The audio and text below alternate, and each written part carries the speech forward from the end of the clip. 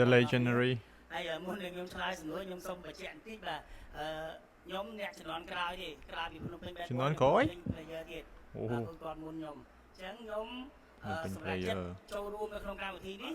និយាយលេងសើចមុនទៅបាទដោយសារខាងបារមីគាត់ប្រាប់ឲ្យមកដែរបាទតែបើនិយាយមែនទេដោយសារតែខ្ញុំគឺជាក្មេងស្រឡាញ់ hip hop តាំងពីក្មេងមក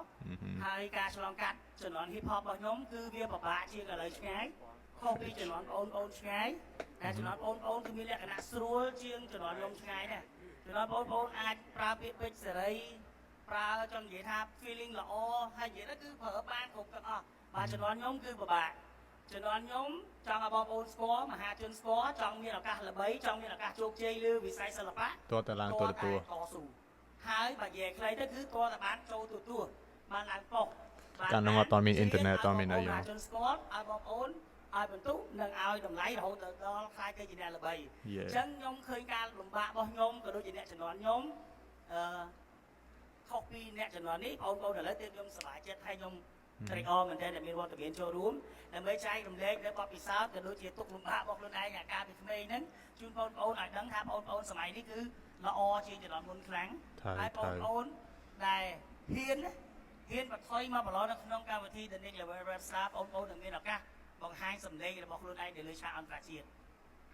Right នេះជាអ្វីដែលពិសេសដែលខ្ញុំបានចូលរួមនៅក្នុងកម្មវិធី The Next Level Rap Star Wow! So the legendary check it out!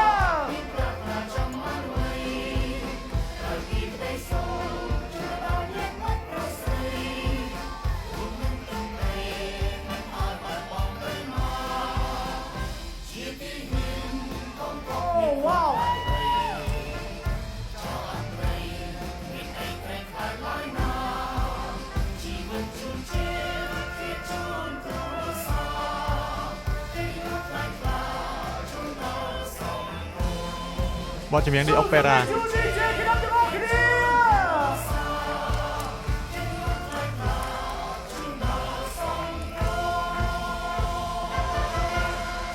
ហើយ The Legendary DJ ក្តឹបអ្នកណាមិនស្គាល់វាថាបទបើកលុយឥឡូវគាត់ខ្លាចជាខូចហើយចាំមើលប្រហែលជាមានអ្នករើសគាត់ច្រើនដោយសារតែគាត់ជើងចាស់បាទ Legendary ប្រហែលជាមានកូនសិស្សដែលបងប្រាថ្នាយកគាត់ច្រើនហើយមើលទៅអ្នកទាំងអស់គ្នាដឹងហើយបើកលុយអ្នកណាមិនស្គាល់ហើយបើកលុយ